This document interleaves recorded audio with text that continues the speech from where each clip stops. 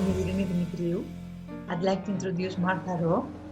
We have been working together for the last 3 years, helping people to reverse their diseases. Martha, what was it like living with chronic health problems?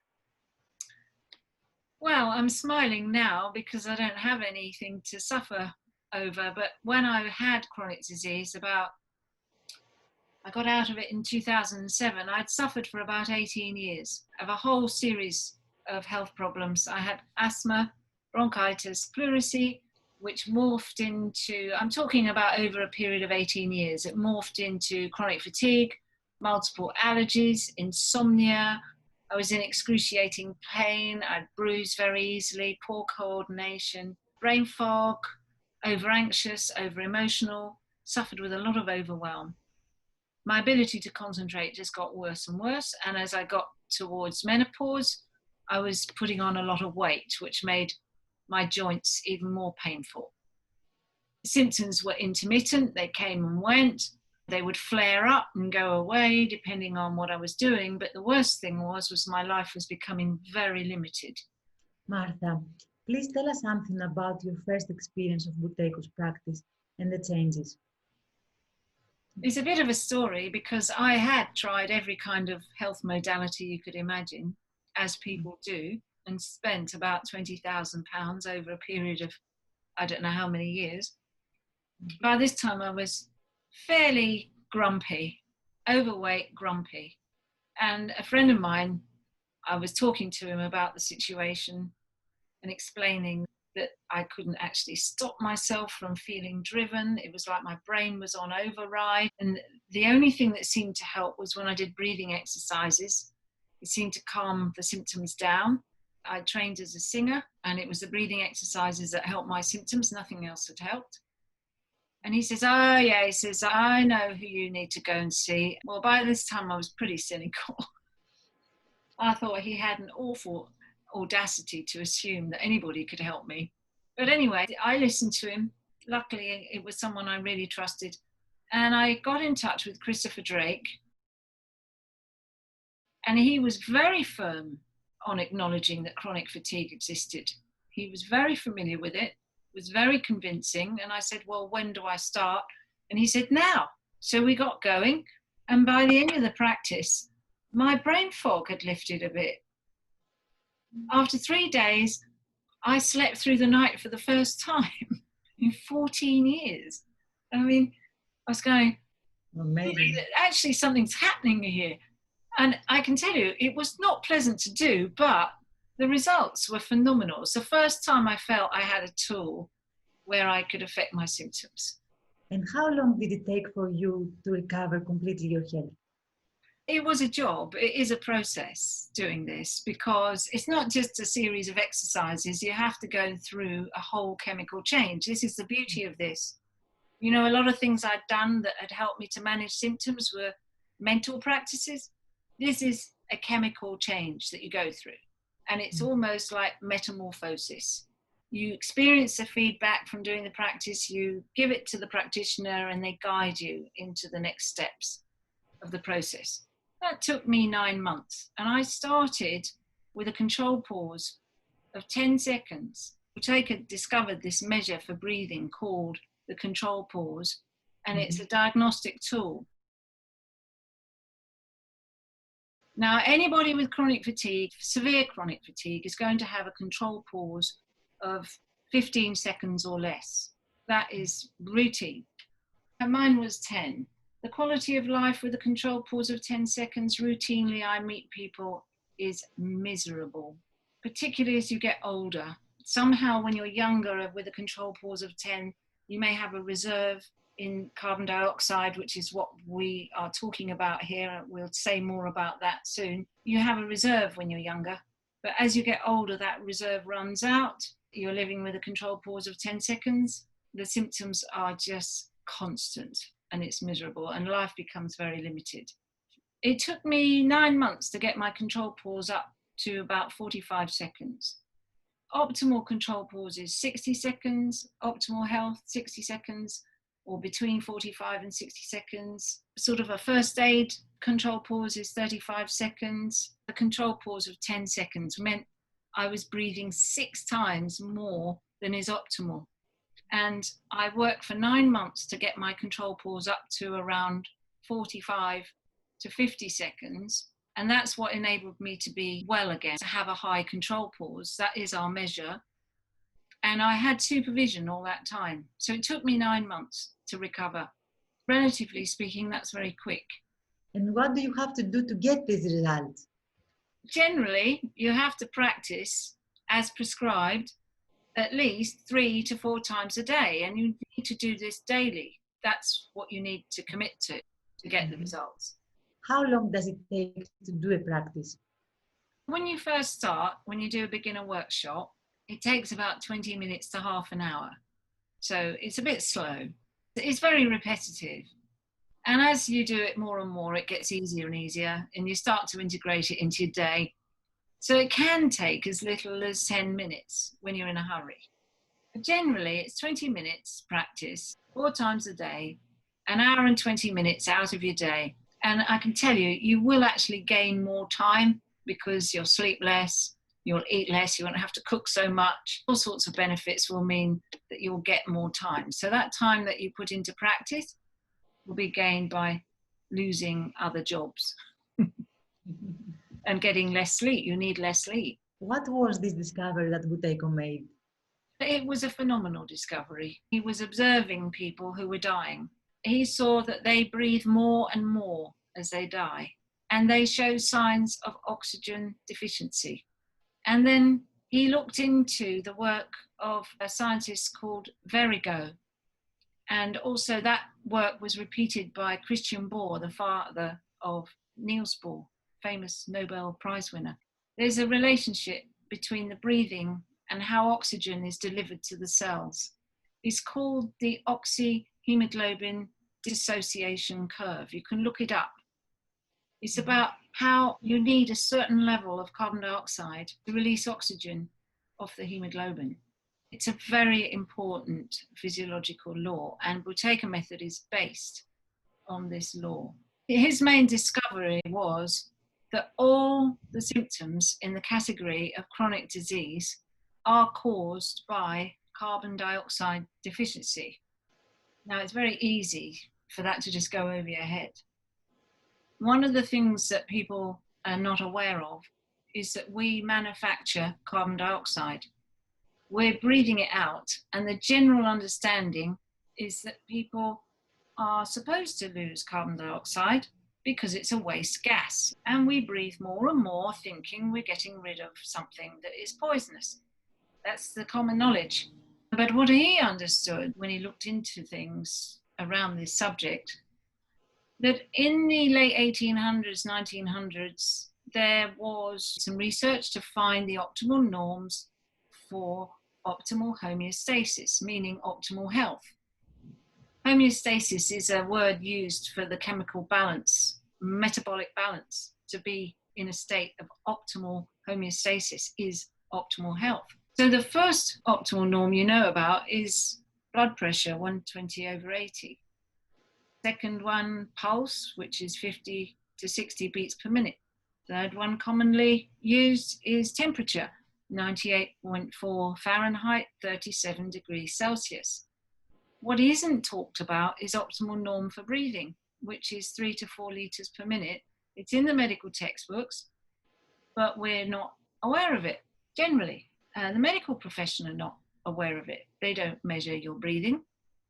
So Buteyko became aware that when he reduced his breathing, his actual symptoms that he had, which were high blood pressure, he had aggressive high blood pressure, started to reverse. The blood pressure came down. And he observed this in other people. When they had symptoms, when they reduced their breathing, their symptoms would get less.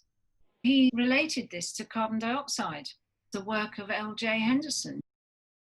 In the 1920s, this American physiologist put people into tents with carbon dioxide and increased the carbon dioxide incrementally over a long period of time. And he logged the most amazing results of reversal of war injuries, discharge of infections as bad as TB, and mental illness was reduced. And on the back of that work, he was convinced that carbon dioxide was key to helping people to reverse chronic disorders.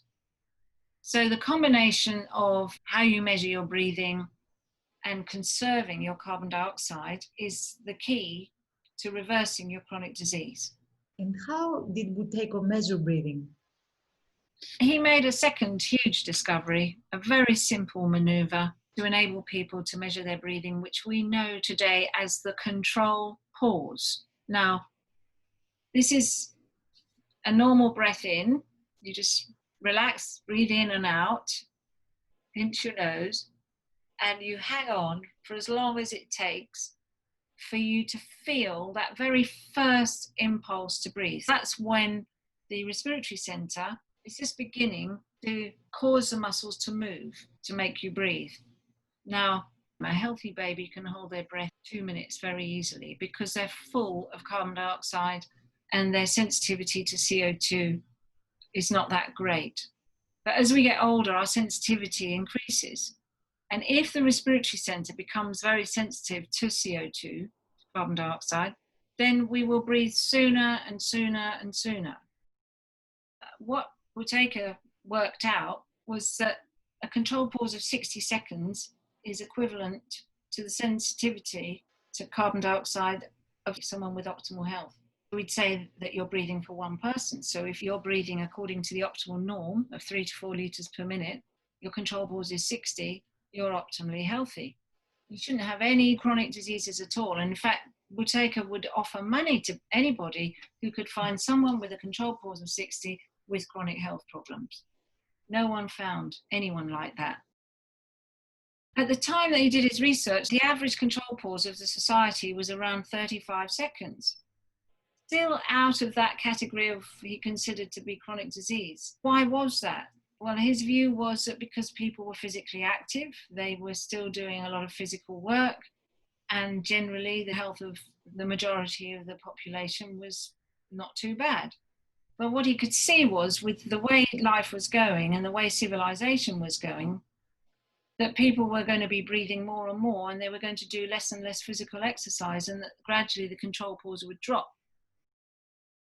Somebody with asthma, their control pause would be less than 20 seconds, routinely, if it was bad asthma. Very mild, maybe slight asthmatic symptoms might appear between 20 and 30, but most often asthma, control pause of 20 seconds, meaning that the person is breathing 3 times more than is optimal.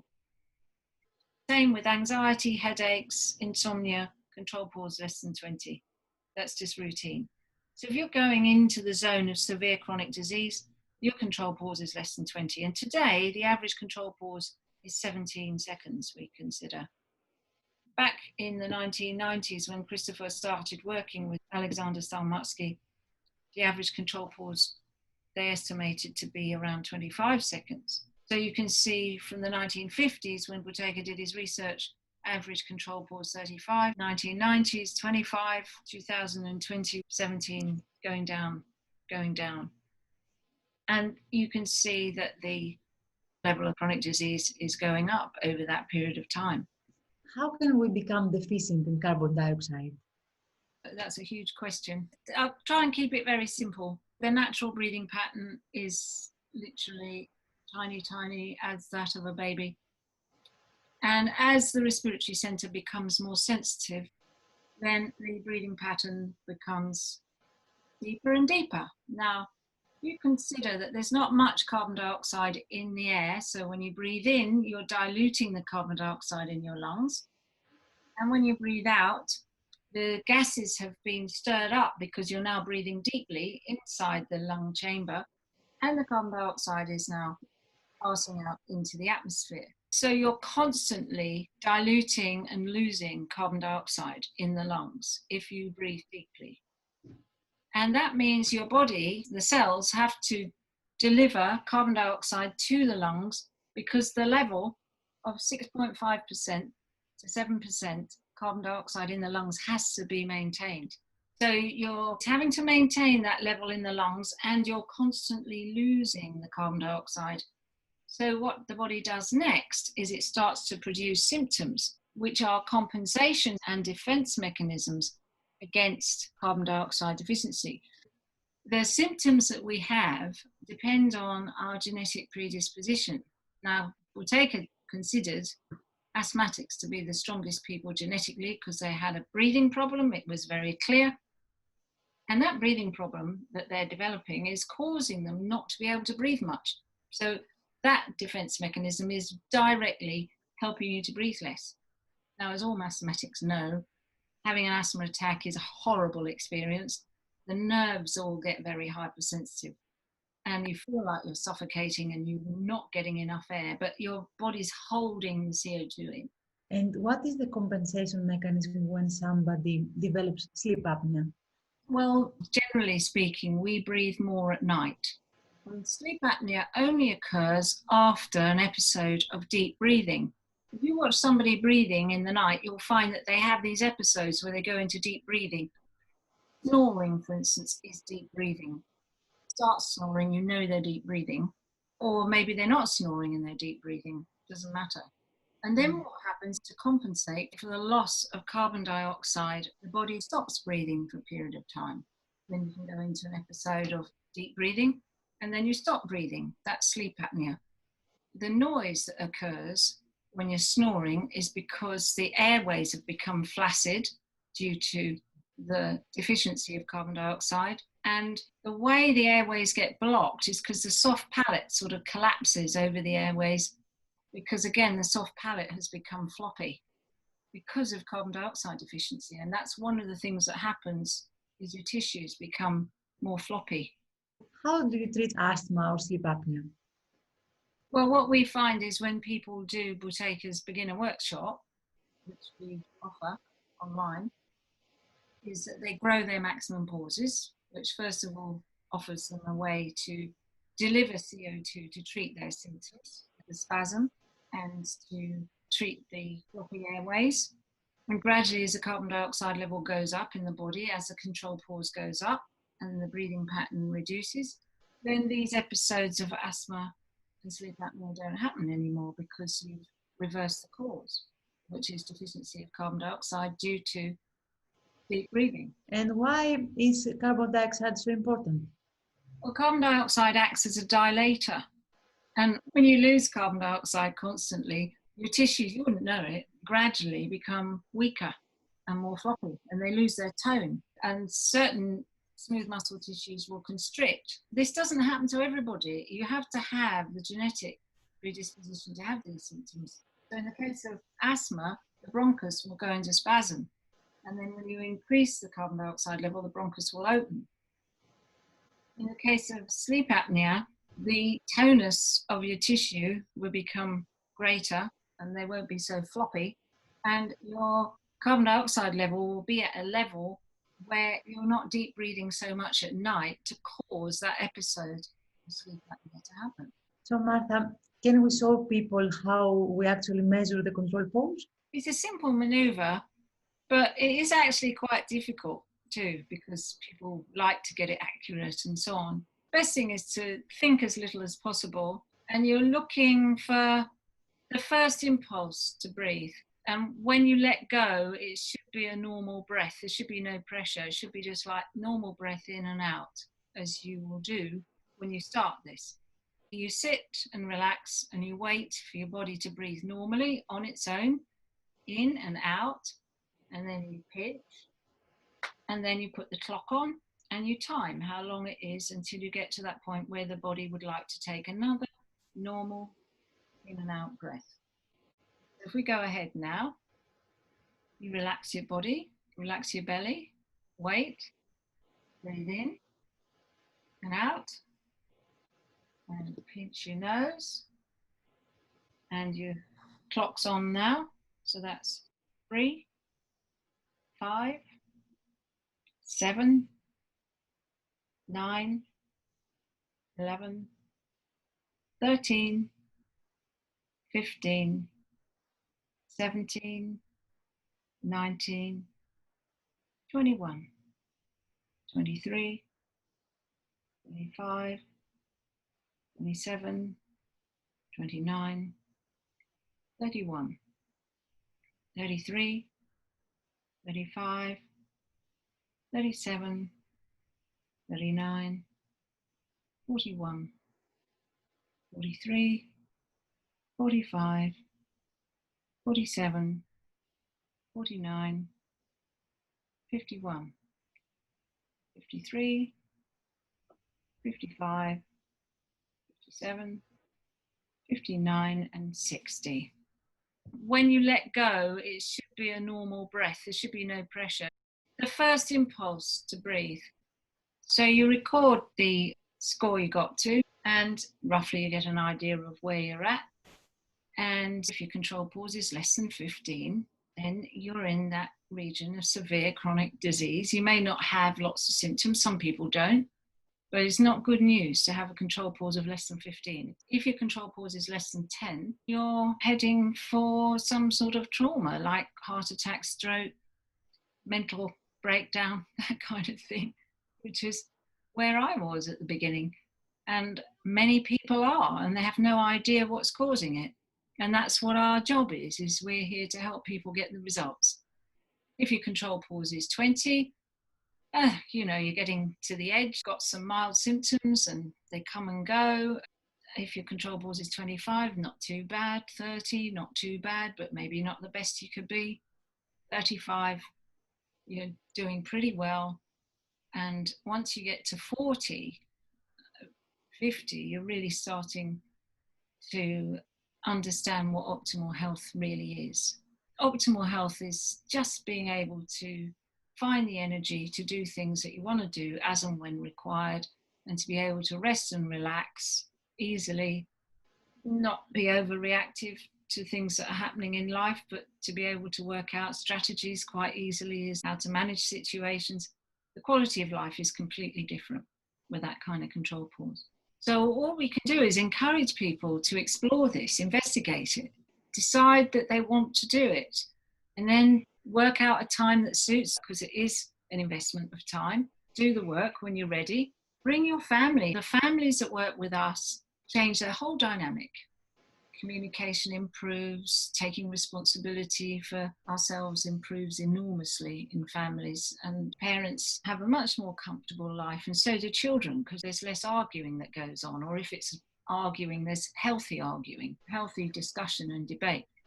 You've had experience of that, haven't you, Irene? Yes, of course. 2 of my 3 children were trained. And this changed a lot. And my husband, of course. Yeah, so it's a good investment. Definitely a huge investment, but it's a good one. So if you'd like to know more, come to a webinar.